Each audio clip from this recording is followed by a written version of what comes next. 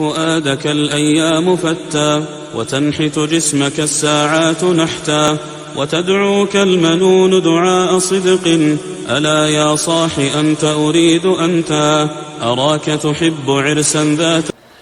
بسم الله والحمد لله والصلاة والسلام على رسول الله وعلى آله وصحبه ومن اتبع هدى. أما بعد cette nuit, la nuit du 27 du mois de Rabi'an al-Awwal de l'année 1443 après la hijra de notre prophète Mohammed sallallahu alayhi wa sallam, nous entamons le 10e cours de notre série de cours sur le commentaire de la poésie de Abu Ishaq al-Ilbiri rahimahullah ta'ala intitulée Ta'iyya. Nous étions arrivés à sa parole rahimahullah ta'ala وجعلت المال فوق العلم جهلا لعمرك في القضية ما عدلت وبينهما بنص الوحي بون ستعلمه إذا طه قرأت.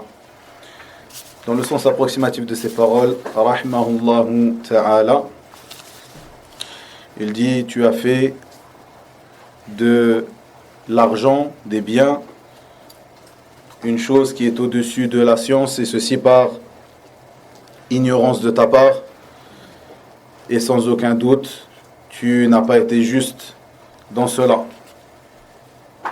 Encore une fois, Abu Ishaq al-Ilbiri, comme on l'a vu précédemment, s'adresse à son ami Abu Bakr, qui était son ami lorsqu'ils étaient jeunes, qui était avec lui, qui étudiait la science avec lui auprès des savants, qui était son compagnon, et ce dernier Abu Bakr qui a dévié lorsqu'il a grandi, qui s'est écarté du droit chemin, qui a délaissé l'apprentissage de la science, qui s'est occupé des biens de ce bas monde et de son ornement, et a délaissé ce sur quoi il était lorsqu'il était jeune, lorsqu'il était le compagnon de Abu Ishaq al-Ilbiri. Donc il dit ici, en s'adressant à son compagnon Abu Bakr, tu as fait de la science une chose qui est au-dessus et plus importante que... Tu as fait, des biens de ce bas monde une chose qui est plus importante que la science, et ceci par ignorance de ta part, et sans aucun doute tu n'as pas été juste. Et il y a entre ces deux choses, c'est-à-dire les biens de ce bas monde et la science, une grande différence, une grande distance dans le bien, et ceci d'après la parole d'Allah tabaraka wa ta'ala dans la révélation. Puis il lui dit: Sata'alamu idha taha qara'ta, tu sauras cela si tu lis Taha, la sourate Taha. Et ce qui est voulu ici, c'est,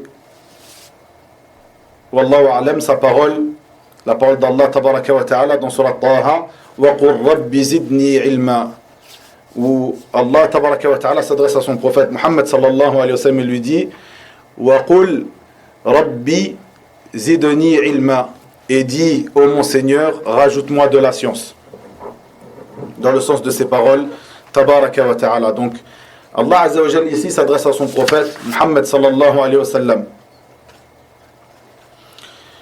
et qui est la meilleure de ses créatures sallallahu alayhi wa sallam, et lui ordonne de demander le rajout de la science. La science qui est voulue ici, comme dans les textes du Coran, de la Sunna, est la science légiférée, la science dans la religion, la science du livre d'Allah et de la Sunna du prophète Muhammad sallallahu alayhi wa sallam, la science de la religion de l'islam, et non la science mondaine.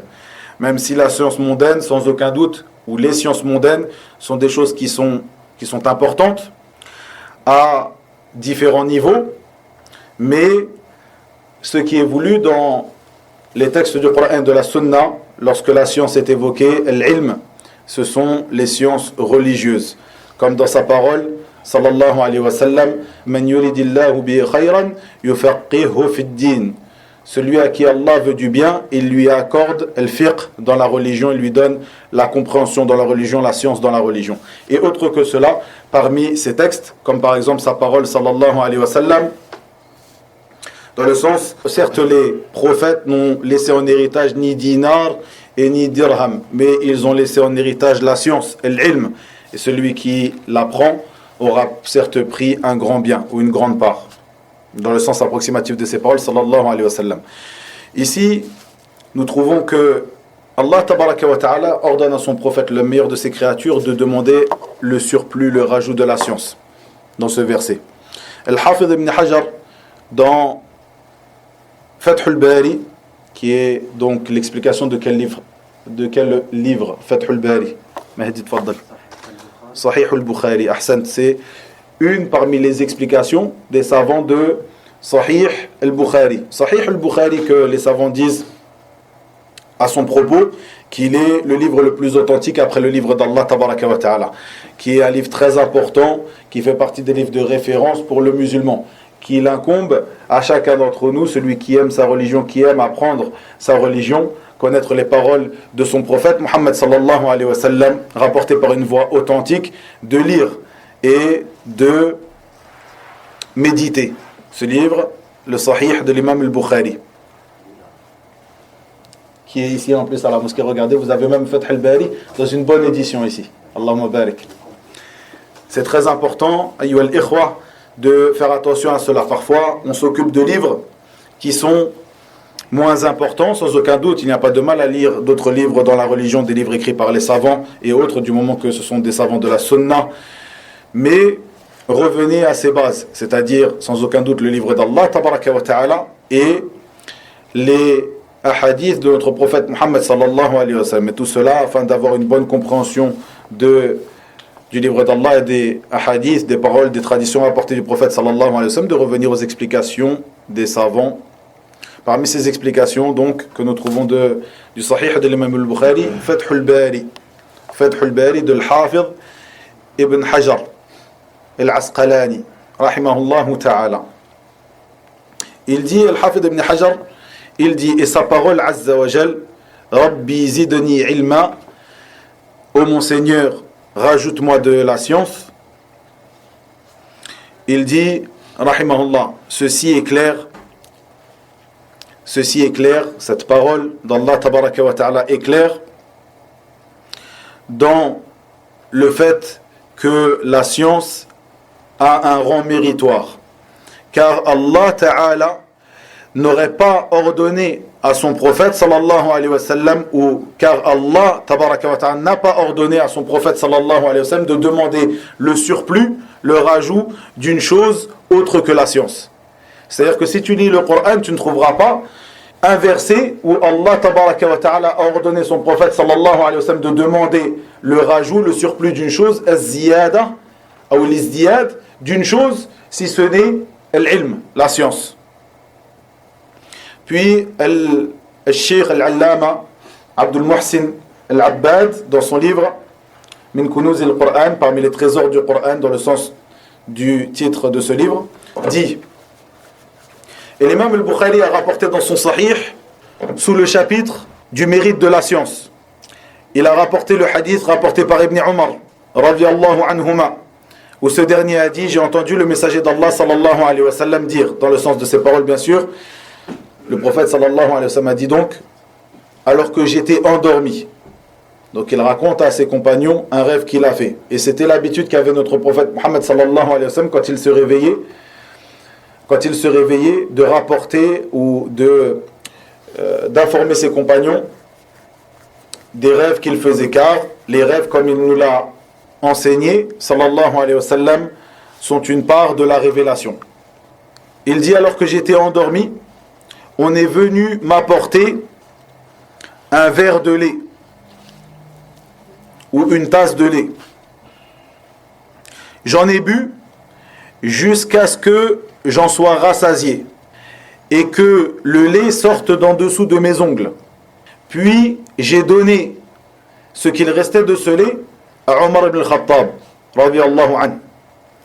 Les compagnons ont dit, comment interprètes-tu cela au messager d'Allah? Il dit al-ilm, la science. Donc le lait, ici, dans ce hadith, le prophète sallallahu alayhi wa sallam l'a interprété par la science.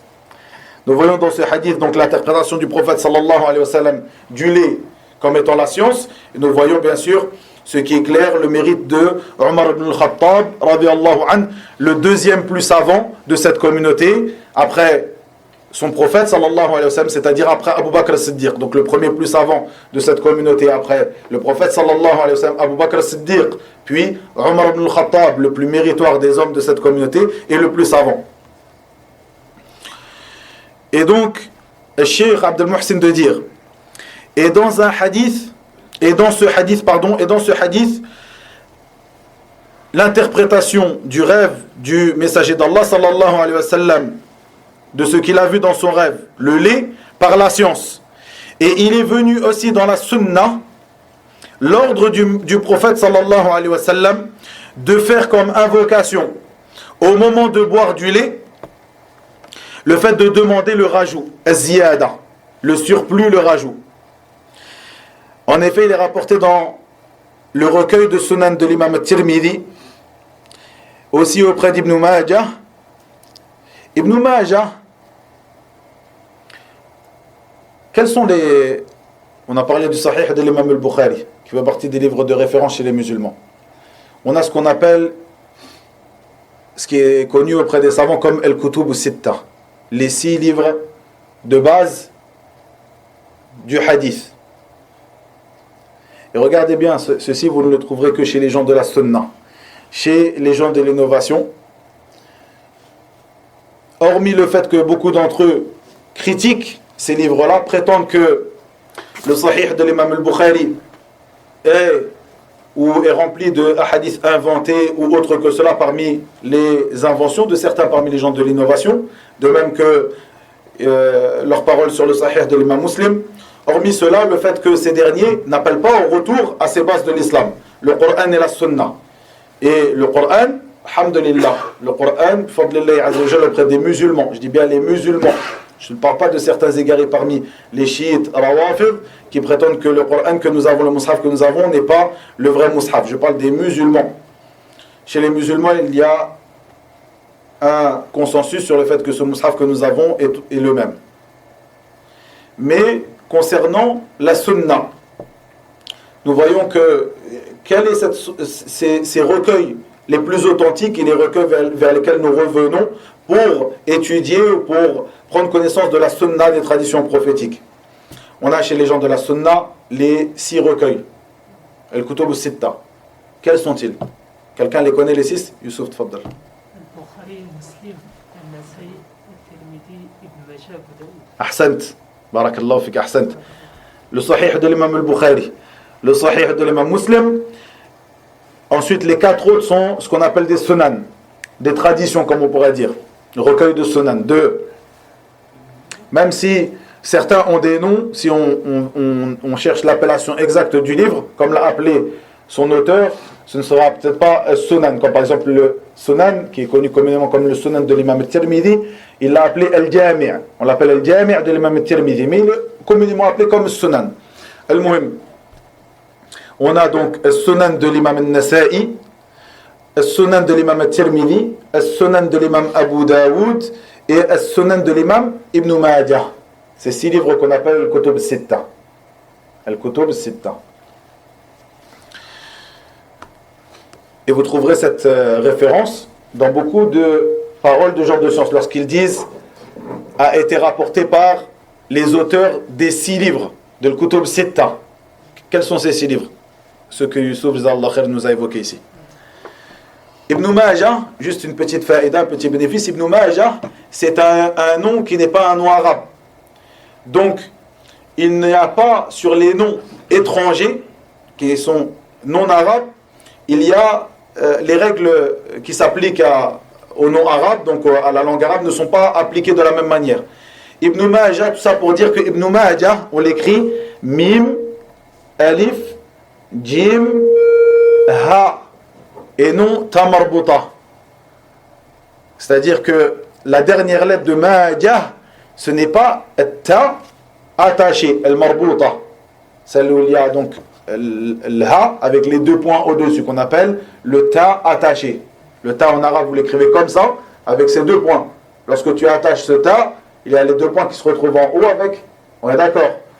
Ibn Majah s'écrit Ha. Et vous trouverez beaucoup d'erreurs chez certaines personnes qui prononcent Ibn Majata. Ibn Majata. ou qui écrivent simplement Ibn Majah avec ta marbuta. On dit Ibn Majah, tu t'arrêtes dessus, sukun, tout le temps, même si tu continues la lecture. Al-Muhim, revenons à cela. Donc dans ce hadith, Cheikh Abdel Muhsin de dire que le prophète sallallahu alayhi wa sallam nous a ordonné de faire cette invocation de demande de rajout, de ziyada, lorsque nous buvons du lait, comme il est rapporté auprès de l'imam al-Tirmidhi et de l'imam Ibn Majah, d'après deux chaînes de transmission qui se renforcent les unes les autres. D'après Ibn Abbas, radiyallahu anhuma, qui a dit, le messager d'Allah sallallahu alayhi wa sallam a dit, dans le sens, lorsque Allah t'accorde comme nourriture, ou t'accorde une nourriture, ou celui à qui Allah a accordé une nourriture, qu'il dise Allahumma barik lana fihi, ô Allah, dans le sens de ces paroles, ô Allah, accorde-nous la bénédiction dans cette nourriture, warzuqna khayran minhu, et accorde-nous mieux que cette nourriture. Puis il dit sallallahu alayhi wa sallam, donc ici on a un dua, celui à qui Allah azza wa jalla accorde une nourriture, nourrit d'une nourriture, qu'il dise ceci, Allahumma barik lana fihi warzuqna khayran minhu. Puis il dit sallallahu alayhi wa sallam, et celui à qui Allah azza wa jalla accorde du lait ou abreuve de lait, qu'il dise Allahumma barik lana fihi wa zidna minhu. Ô Allah, dans le sens, bénis-nous ou accorde-nous la bénédiction dans ce dernier, dans le lait, et rajoute-nous de ce dernier, du lait. Zidna minhu. Puis le prophète sallallahu alayhi wa sallam de dire, je ne connais pas une chose parmi les nourritures, donc le lait est une nourriture, pas une chose parmi les nourritures, ni les boissons, une chose qui te rassasie comme le lait. Et Cheikh Al-Albani dans Silsila Sahiha juge ce hadith authentique. Puis Cheikh Abdel Muhsin de donner la chute donc à tout cela. Il dit en résumé, Allah tabaraka wa ta'ala a ordonné son prophète sallallahu alayhi wa sallam dans ce verset, wa qur rabbi zidni ilma, et dit mon Seigneur rajoute-moi de la science, a ordonné à son prophète sallallahu alayhi wa sallam dans ce verset de demander le rajout, le surplus de la science. Et le prophète sallallahu alayhi wa sallam nous a orienté au moment de boire du lait de demander à Allah tabaraka wa ta'ala de nous rajouter de ce dernier, du lait. Et dans ce hadith où le prophète sallallahu alayhi wa sallam a interprété son rêve, il interpréta le rêve qu'il a vu lorsqu'il but du lait jusqu'à ce que ce lait sorte d'en dessous de ses doigts, de ses ongles, pardon, par la science. Il a interprété le lait par la science. Et l'ensemble de ces deux choses, il est venu la demande du rajout de ce dernier. Ceci est un bénéfice que nous retirons de cela. Donc, il n'y a pas une chose que Allah tabaraka wa ta'ala nous a ordonné de demander le rajout, si ce n'est de la science, l'ilm. Et il n'y a pas une chose dont le prophète sallallahu alayhi wa sallam nous a ordonné de demander le rajout, si ce n'est du lait. Et le lait a lui-même été interprété par le prophète sallallahu alayhi wa sallam comme la science. Donc au final, la science est la meilleure des choses à propos de laquelle tu demandes le rajout à ton Seigneur tabaraka wa ta'ala. Ceci est un petit bénéfice qu'a retiré Cheikh Abdel Muhsin et c'est quelque chose qu'il est bon de remarquer. Puis il dit, rahimahullah, toujours en conseillant son ami Abu Bakr, la in rafa'a al-ghani liwa'a malin, la anta liwa'a ilmika qad rafa'ta, la in jalasa al-ghani 'ala al-hashaya, la anta 'ala al-kawakibi qad jalasta, wa in rakiba al-jiyada musawwamatin, la anta manahij at-taqwa rakibta. ومهما افتض أبكار الغواني فكم بكر من الحكم افتضأت. Ici, le poète Abu Ishaq al-Ilbiri a rapporté des conseils à son ami Abu Bakr en tournant ses conseils de la manière la plus belle. Il dit dans le sens, comme je l'ai dit donc dans dans les conditions de ce cours, de ne pas traduire cette poésie, car c'est difficile de traduire vraiment exactement ce qu'a voulu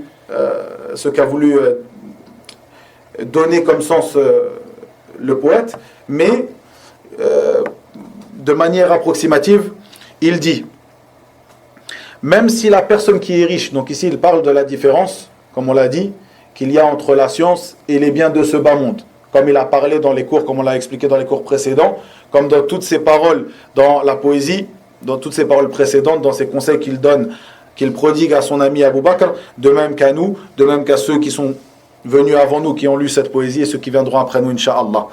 Le fait de bien faire la différence entre ces deux choses, l'ilm et l'ornement, les ornements, les biens de la vie d'ici-bas. Et comme il vient de nous le dire, le fait que la science, sans aucun doute, est bien meilleure si vous le saviez, est bien meilleure si vous méditiez, est bien meilleure si vous compreniez. Il dit, et même si le riche a levé l'étendard des biens de ce bas monde, le riche, l'étendard qu'il porte, c'est l'étendard des biens de ce bas monde. C'est ce qu'il a. Vous vous rappelez dans le cours précédent, dans ses paroles, concernant l'ignorant. L'ignorant, même si cette personne, il dit, Abu Ishaq,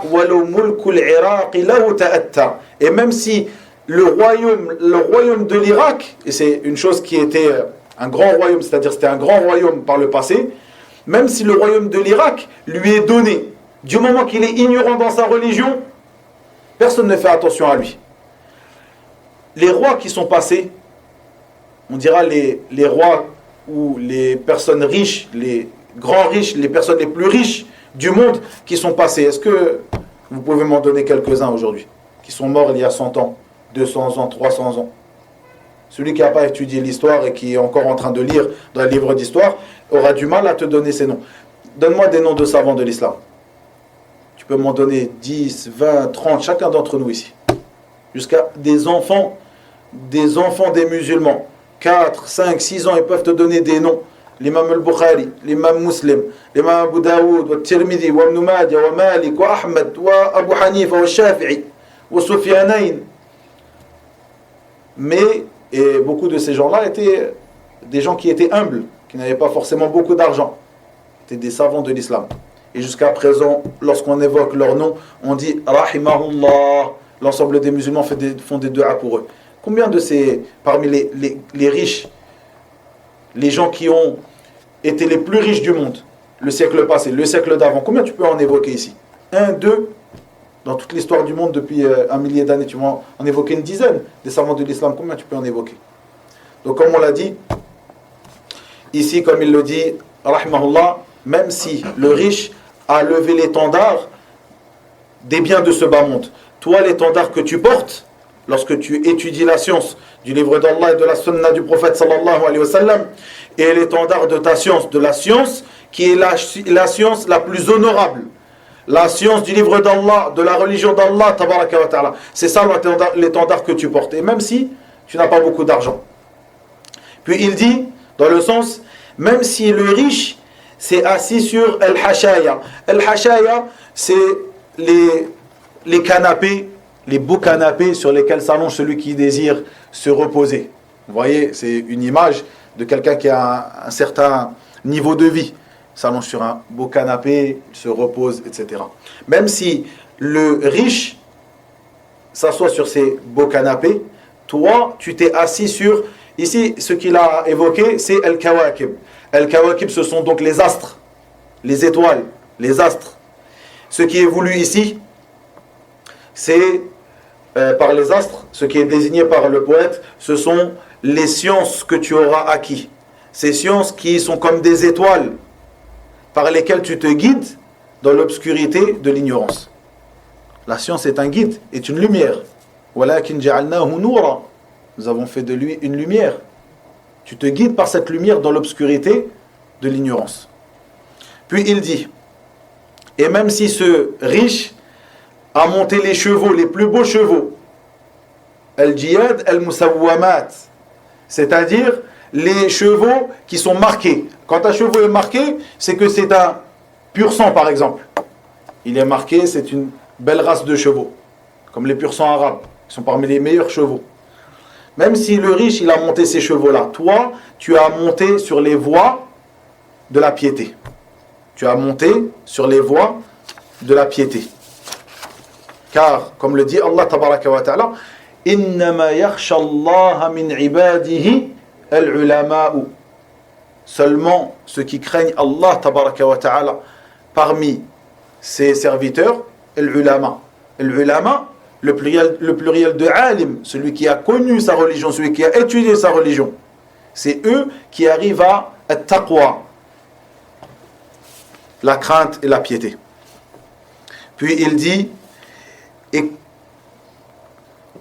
quel que soit le nombre de vierges que le juif, astaghfirullah, quel que soit le nombre de vierges,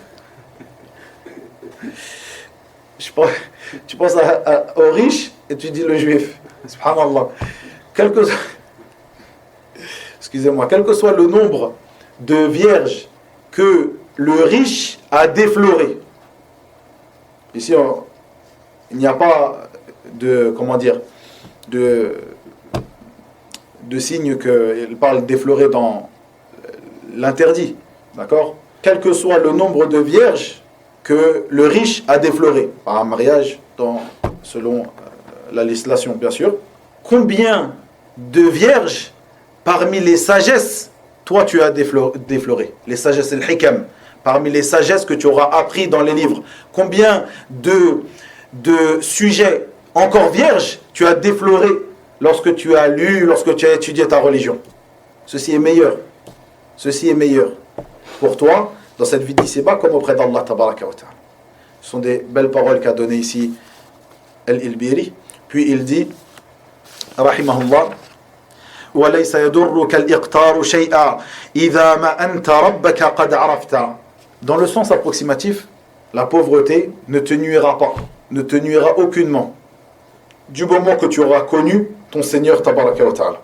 Sans aucun doute, d'être pauvre, d'avoir peu de biens, de n'arriver à peu d'ornements de cette vie d'ici-bas n'est pas une chose qui te nuira du moment que tu seras savant de ton Seigneur et de ce que veut ton Seigneur tabaraka wa ta'ala. Ici, et je terminerai le cours sur cela, un sujet qui est connu chez les gens de science.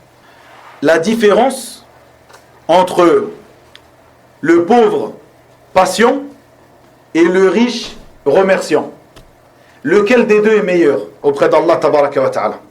Car lorsque tu es pauvre, que tu es touché par la pauvreté, tu te dois d'être patient par rapport à ces épreuves qu'Allah Azza wa Jal, ou par lesquelles Allah Azza wa Jal t'épreuve. De même que lorsque tu es touché par l'épreuve de la richesse, tu te dois d'être remerciant. Car les deux sont une épreuve, comme on va le voir.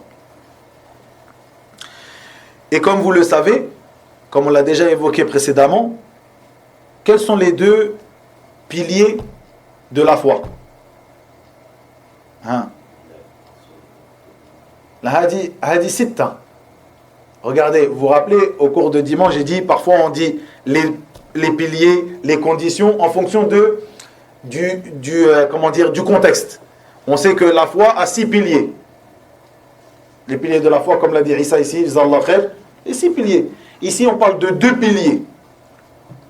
On l'a déjà évoqué dans des cours précédents. Cheikh al-Islam ibn Taymiyyah a ressorti du hadith rapporté par Suhaib, radiyallahu anhu, où le prophète sallallahu alayhi wa sallam dit dans le sens de ses paroles: l'affaire du croyant est très étonnante. Lorsqu'il est touché par un bien et qu'il remercie, ceci est meilleur pour lui. Et lorsqu'il est touché par un mal ou par une épreuve, il patiente et ceci est meilleur pour lui. Ahsant. Donc les 2 piliers, Cheikh al-Islam sort de ce hadith, les 2 piliers de la foi. Il dit la foi est construite et basée sur 2 piliers. Ici, selon le contexte. Quels sont ces 2 piliers? As-sabr wa shukr. La patience et le remerciement. Il a dit, le prophète sallallahu alayhi wa sallam, ajaban li amri al-mu'min. L'affaire du croyant, al-mu'min, donc celui qui a l'iman. Donc on voit que al-mu'min, celui qui a l'iman, ce iman est construit sur 2 choses: la patience et le remerciement. Donc, les savants ont beaucoup parlé, ont écrit beaucoup de recherches sur ce sujet. Lequel des deux est meilleur? Celui qui est pauvre mais patient dans sa pauvreté, ou celui qui est riche et qui est remerciant pour cette richesse?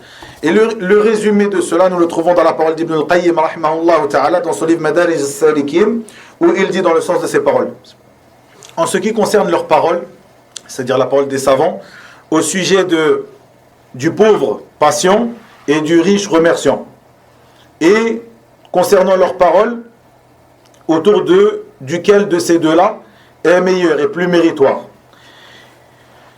Auprès des gens de la vérification, c'est-à-dire des spécialistes de la science, de la vérification et de la connaissance, le plus méritoire des deux revient à autre chose que la richesse ou la pauvreté.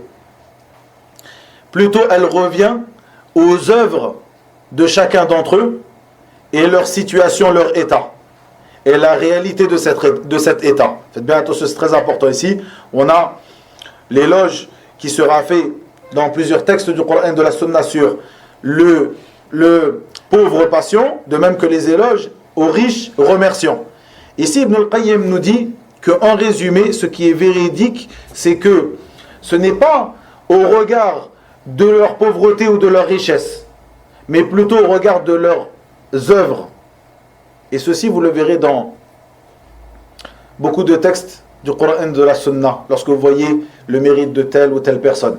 Ce qui revient toujours, c'est que, comme l'a dit Allah tabaraka wa ta'ala, le plus honorable, on trouve dans le sens de ces paroles, le plus honorable est celui qui est le plus craintif d'Allah Azza wa Jal. Le plus honorable auprès d'Allah et le plus craintif auprès d'Allah Azza wa Jal. Celui qui a le plus de taqwa.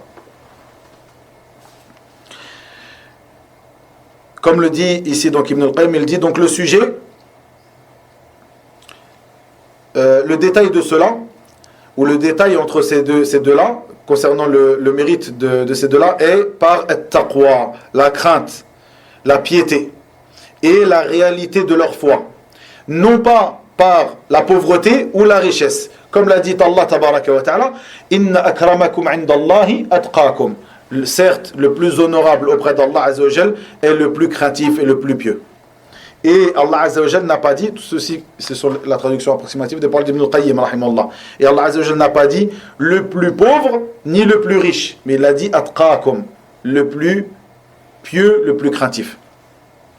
Puis il dit, rahimahullah, Cheikh l'Islam Ibn Taymiyyah rahimahullah a dit: la pauvreté et la richesse sont tous deux une épreuve venant d'Allah tabaraka wa ta'ala pour son serviteur. Comme le dit Allah tabaraka wa ta'ala dans le sens de ses paroles: quant à l'homme, lorsque son Seigneur l'éprouve en l'honorant et en le comblant de bienfaits, il dit: mon Seigneur m'a honoré. Mais par contre, quand il l'éprouve en lui restreignant sa subsistance, il dit: mon Seigneur m'a avili. Ici, quant à l'homme, lorsque son Seigneur l'éprouve en l'honorant, et dans le deuxième verset, mais par contre, quand il l'éprouve en lui restreignant, il dit donc, dans le sens de ses paroles: mon Seigneur m'a avili. Et comme le dit Allah tabaraka wa ta'ala, wa nablukum bi sharri wal khayri fitna. Et nous vous éprouvons par le bien et le mal. Donc le bien et le mal sont une épreuve pour la personne. Quand tu reçois un bien, est-ce que tu seras reconnaissant? Est-ce que tu seras remerciant? Et lorsqu'il t'arrive une épreuve, est-ce que tu seras patient face à cette épreuve? Donc, Cheikh l'Islam de dire, c'est-à-dire, ce n'est pas à chaque fois qu'on te donne, ou que Allah Azza wa Jalla ici te donne, et te donne de ses largesses, que ce dernier t'a effectivement honoré. Et ce n'est pas toute personne qui se verra restreint et appauvri que Allah tabaraka wa ta'ala l'aura avili par cela. C'est-à-dire, ce sont des choses il faut bien voir. Allah Azza wa Jal, ce n'est pas parce qu'il t'a donné quelque chose qu'il t'aura honoré, ni parce qu'il t'aura rendu pauvre ou fait de toi quelqu'un de pauvre, qu'il t'aura avili. Et Cheikh l'Islam de terminer en disant: l'honneur qu'Allah Azza wa Jal te fait est l'honneur qu'il fait à son serviteur par l'obéissance. Le fait qu'il lui accorde le succès d'être obéissant à lui, tabaraka wa ta'ala. Et d'avoir foi en lui, et de l'aimer, et de le connaître. Et l'avilissement est le fait qu'il lui enlève tout ceci. Wa ila huna wa billahi tawfiq wa sallallahu wa sallam wa baraka ala nabiyyina Muhammad walhamdulillahi rabbil alamin.